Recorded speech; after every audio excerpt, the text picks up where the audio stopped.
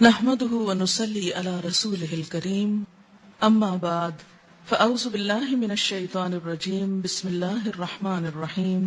شب معراج جس کا تعلق حضور صلی اللہ علیہ وسلم کے آسمان پہ جانے سے ہے، اس کی حقیقت کے بارے میں اور اس کی کچھ تفصیلات کے بارے میں آپ سے بات کروں گی۔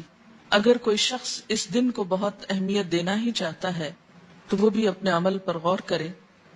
ہم دیکھتے ہیں کہ اس تاریخ کے بارے میں بے شمار اختلافات ہیں، یعنی تاریخ یا مہینہ یا سال کے بارے میں یا اس کے اجزاء کے بارے میں تقریباً 36 اقوال ہیں۔ بعض کے خیال میں یہ ربیع الاول میں ہوئی، بعض نے رمضان کا مہینہ قرار دیا، بعض نے ہجرت سے 1 سال پہلے، بعض نے 1 سال 6 ماہ کہا، بعض نے 1 سال 5 ماہ کہا، کسی نے 1 سال 2 ماہ کہا، کسی نے 3 ماہ کہا، کسی نے 1 سال 4 ماہ کہا، یعنی بے شمار اقوال ہیں اس کے بارے میں۔ ایسا کیوں ہے کہ ایک اتنا بڑا واقعہ ہوا اور اس کی تاریخ بھی صحیح معلوم نہیں؟ تو اس کی بنیادی وجہ کیا ہے؟ اس کی بنیادی وجہ یہ ہے کہ اسلام کے دور اول میں لوگوں کو تاریخوں سے زیادہ دلچسپی نہیں تھی، وہ تاریخیں صرف یاد رکھتے تھے حج کی یا رمضان کی، جس میں مخصوص عبادات کرنا ہوتی تھی۔ اس کے علاوہ کون کس دن فوت ہوا، کس دن پیدا ہوا، یہ چیزیں ان کے نزدیک کچھ بہت اہمیت کی حامل نہیں تھی۔ یا کون سا واقعہ کس دن ہوا، وہ واقعے کو تو دیکھتے تھے، اس کی روح کو تو دیکھتے، لیکن اس کی تاریخ ان کے نزدیک ایک غیر اہم چیز تھی، کیونکہ ان کے ہاں دن منانے کا رواج ہی نہیں تھا۔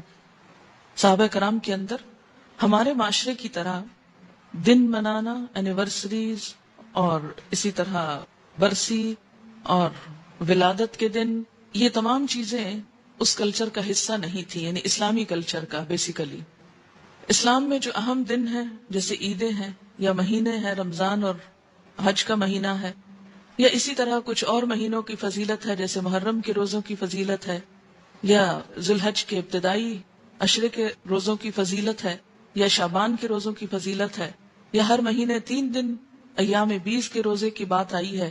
یہ دن تو شریعت نے خود مقرر کر دیے، لیکن اس کے علاوہ باقی چیزیں بعد کے دور میں پیدا ہوئیں، ان کو دین کا حصہ بنا لینا اور ان کے اوپر اس طرح پابندی سے عمل کرنا جیسے نماز کی پابندی کی جاتی ہے، تو یہ دین میں نئی روایات پیدا کرنے کے برابر ہوگا۔ اگر ہم ایک مشہور روایت کے مطابق مان ہی لیں کہ یہ رات معراج کی رات ہے، تو آئیے دیکھتے ہیں کہ معراج کی رات میں آپ صلی اللہ علیہ وسلم کو کیا کچھ دکھایا گیا۔ آپ نے بنیادی طور پر اچھے اور برے کام کرنے والوں کے انجام دیکھے۔ تو احادیث کی کتابوں میں معراج کے بارے میں جو کچھ ملتا ہے اس کی تفصیل آپ کے سامنے رکھوں گی تاکہ اس سے ہم کچھ سبق لیں، کیونکہ وہ ایک سبق آموز واقعہ ہے، اور ان اعمال سے بچیں جن پر سزا آپ صلی اللہ علیہ وسلم نے دیکھی اپنی آنکھوں سے، اور وہ کام کریں جن پر جزا آپ صلی اللہ علیہ وسلم نے اپنی آنکھوں سے دیکھی۔ قرآن پاک میں اللہ سبحانہ وتعالی نے فرمایا، سبحان الذی اسری بعبدہ لیلا من المسجد الحرام الى المسجد الاقصى الذي باركنا حوله لنريه من آیاتنا انه هو السمیع البصیر۔ سورۃ بنی اسرائیل۔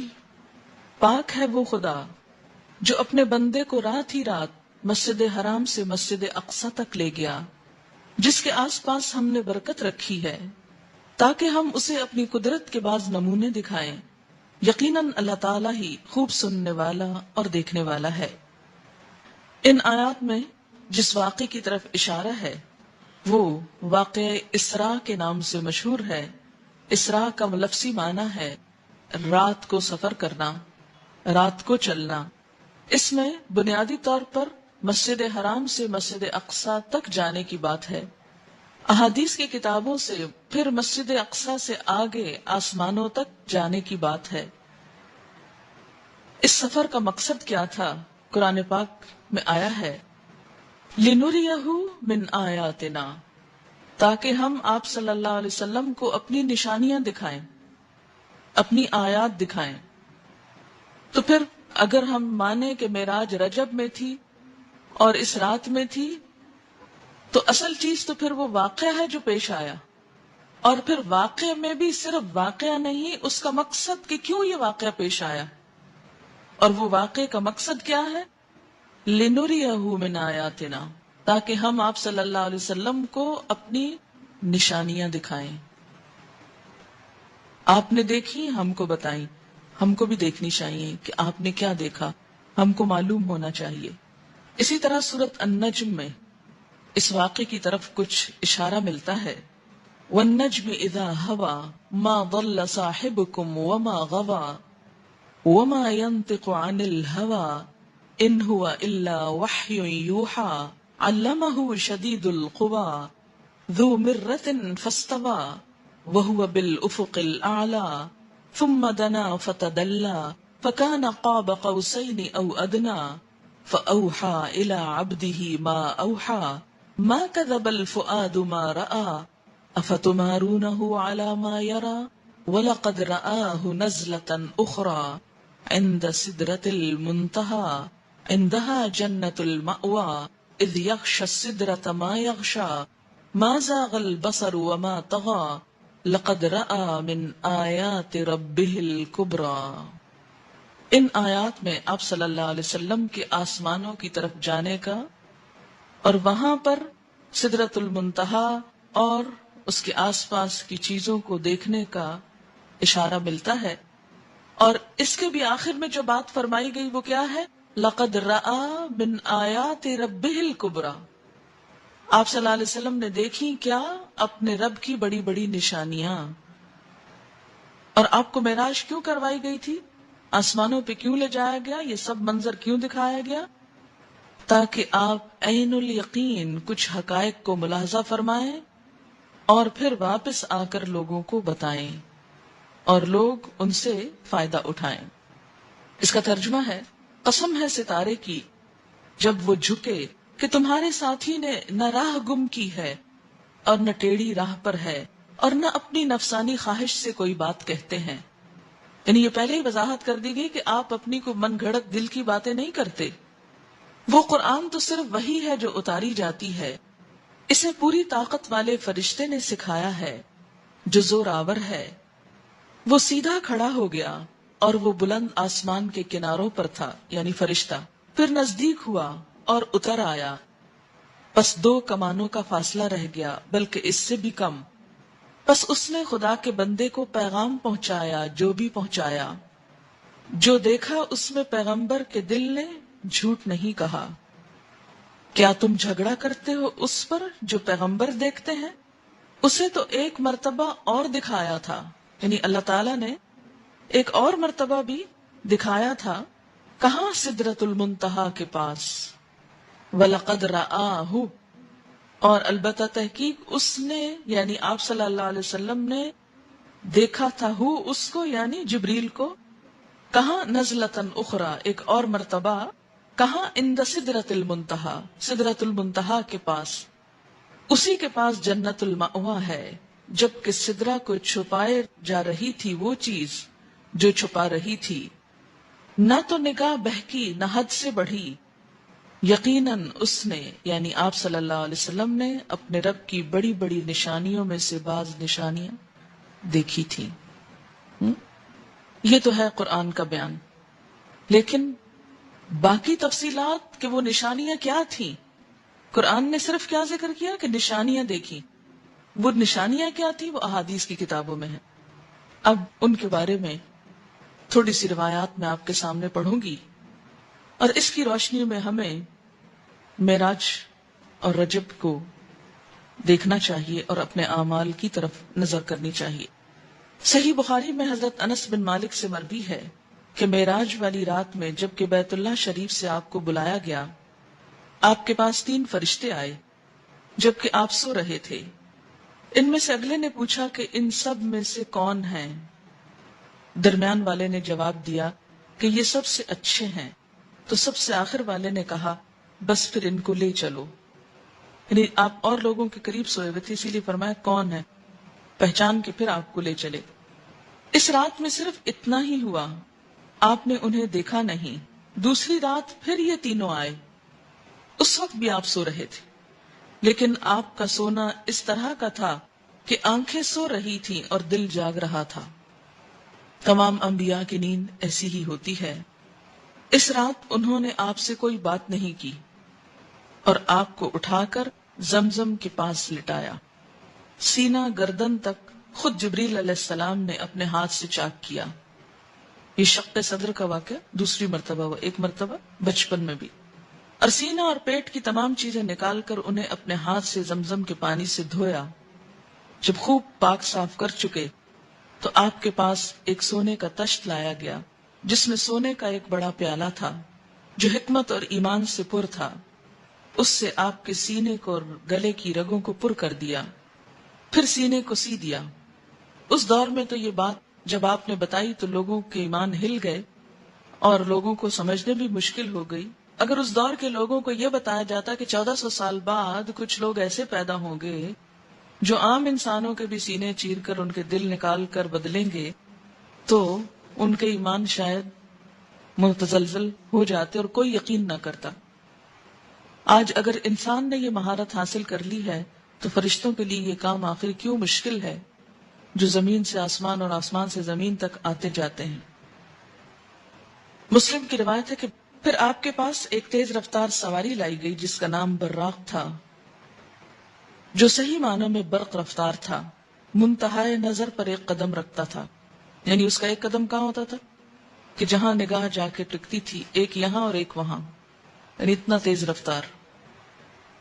حضرت جبریل علیہ السلام نے اس کو پکڑ کر حضور صلی اللہ علیہ وسلم کو سوار ہونے کے لیے کہا۔ آپ نے سوار ہونے کا جب ارادہ کیا تو وہ براق کسی قدر شوخی اور تیزی کرنے لگا۔ حضرت جبریل نے اس کے کان میں کہا کہ تجھے معلوم ہے کہ آپ صلی اللہ علیہ وسلم سے زیادہ مکرم اور محترم کوئی نہیں جو تجھ پر سوار ہوا۔ یہ سن کر براق عرق عرق اور پسینہ پسینہ ہو گیا۔ اب یہ ترمذی کی روایت ہے، لہذا یہ مختلف کتابوں کی روایات کا مجموعہ ہے۔ جہاں جہاں جو آئے گی روایت اس کتاب کا نام بھی میں کوٹ کرتی جاؤں گی تاکہ کبھی آپ کو ریفرنس کے لیے دیکھنا ہو تو دیکھ سکیں۔ آپ صلی اللہ علیہ وسلم اس پر سوار ہو گئے۔ حضرت جبریل آپ کے رفیق اور ہم رکاب ہوئے۔ جب آپ منزل مقصود کی طرف تشریف لے چلے تو جاتے جاتے راستے میں ایک ایسی زمین پر گزر ہوا جس میں کھجوروں کے بہت درخت تھے۔ حضرت جبریل نے فرمایا آپ یہاں اتر کر 2 رکعت نفل پڑھ لیجئے۔ آپ نے نماز پڑھی۔ حضرت جبریل نے فرمایا یہ مدینہ کی سرزمین ہے جہاں آپ نے ابھی نماز پڑھی ہے۔ پھر آپ وہاں سے تشریف لے چلے تو ایک سفید زمین پر آپ کا گزر ہوا۔ جبریل علیہ السلام نے فرمایا یہاں بھی نماز پڑھیے۔ آپ نے پڑھ لی۔ انہوں نے بتایا کہ یہ مدین ہے جہاں نماز پڑھی گئی۔ پھر آپ کا گزر بیت اللحم پر ہوا، وہاں بھی نماز پڑھوائی گئی۔ جبریل علیہ السلام نے فرمایا یہ وہ جگہ ہے جہاں حضرت عیسیٰ علیہ السلام پیدا ہوئے۔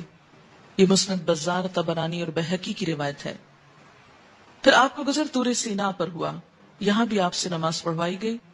کہا یہاں وہ جگہ ہے جہاں موسیٰ علیہ السلام نے اللہ تعالیٰ سے کلام کیا۔ اسے نسائی نے روایت کیا ہے۔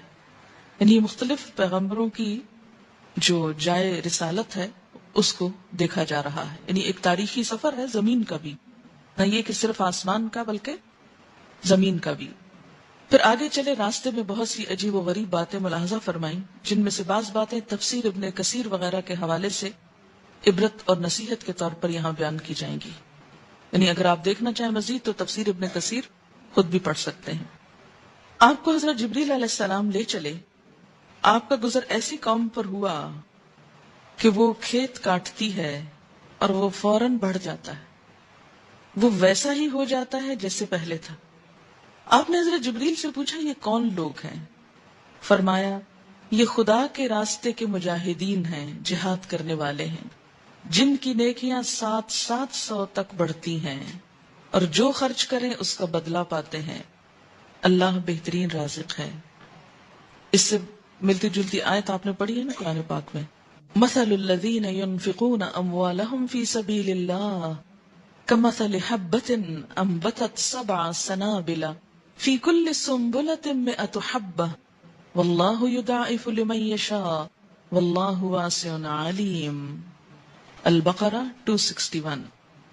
مثال ان لوگوں کی جو اپنے مال اللہ کے راستے میں خرچ کرتے ہیں ایک دانے کی طرح ہے جس سے 7 بالیاں اگے، ہر بالی میں 100 دانے ہوں، اور اللہ بڑھاتا ہے جس کے لیے چاہتا ہے، اور اللہ وسعت والا ہے، علم والا ہے.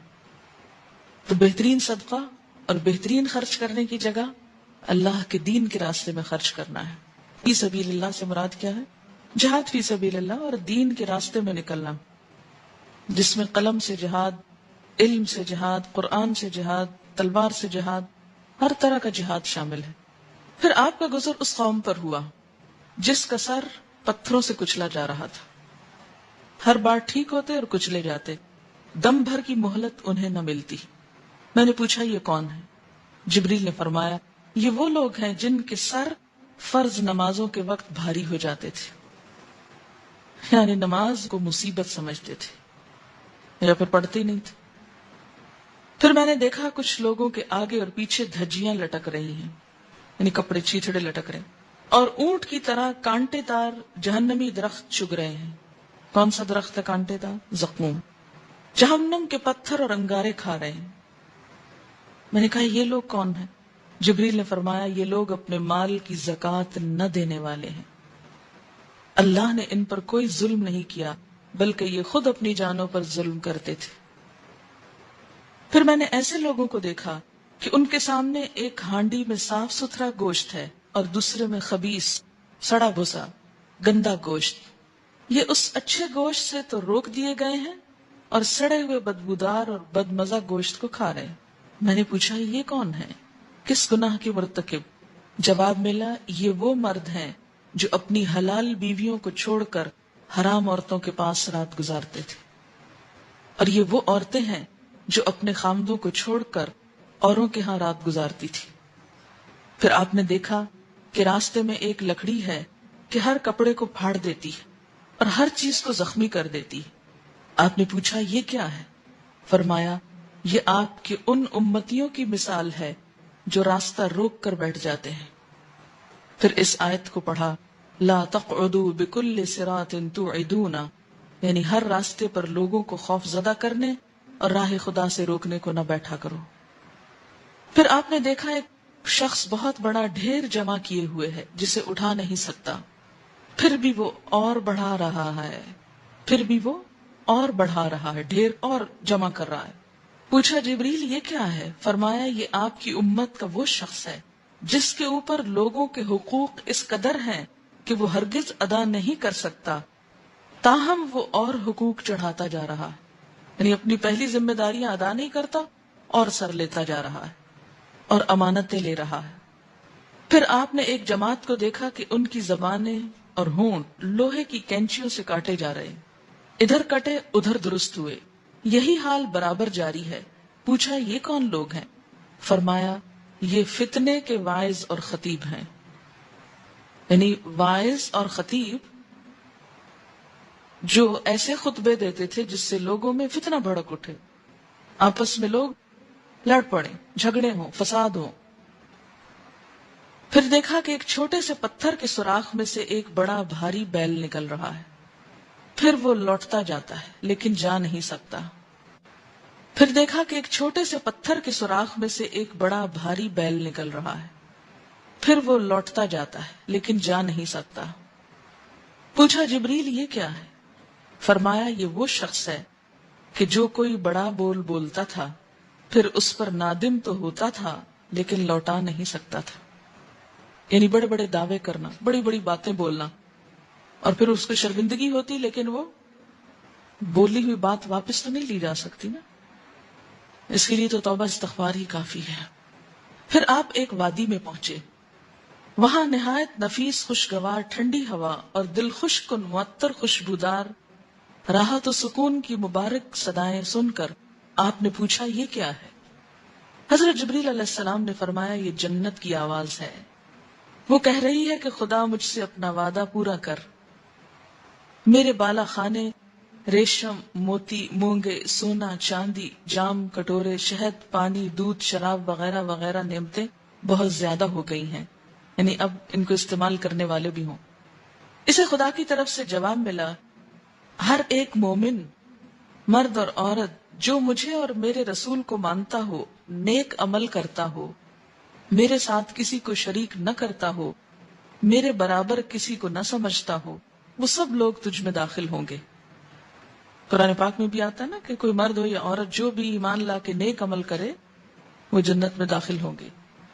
سن، جس کے دل میں میرا ڈر ہے وہ ہر خوف سے محفوظ ہے. جو مجھ سے سوال کرتا ہے وہ مجھ سے محروم نہیں رہتا.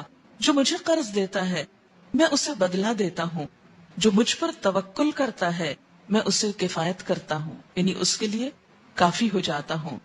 میں سچا معبود ہوں، میرے سوا کوئی معبود نہیں، میرے وعدے خلاف نہیں ہوتے. مومن نجات یافتہ ہیں. اللہ تعالیٰ بابرکت ہے جو سب سے بہتر خالق ہے. یہ سن کر جنت نے کہا کہ اب میں خوش ہو گئی. پھر آپ ایک دوسری وادی میں پہنچے جہاں بہت بری بھیانک اور مکروہ آوازیں آ رہی تھیں اور سخت بدبو تھی. آپ نے اس کے بارے میں جبریل علیہ السلام سے پوچھا. انہوں نے بتایا کہ یہ جہنم کی آواز ہے جو کہہ رہی ہے کہ خدایا مجھ سے اپنا وعدہ پورا کر اور مجھے وہ دے، یعنی جس کو بھیجنے کا تو نے کہا ہے. میرے طوق اور زنجیر، میرے شعلے، میرا تھور اور میرا لہو پیپ، میرا عذاب سزا کے سامان بہت وافر ہو گئے. میری گہرائی بہت زیادہ، میری آگ بہت. کچھ وہ دے جس کا مجھ سے وعدہ ہوا ہے، یعنی جن کے لیے یہ سب کچھ بنا ہے.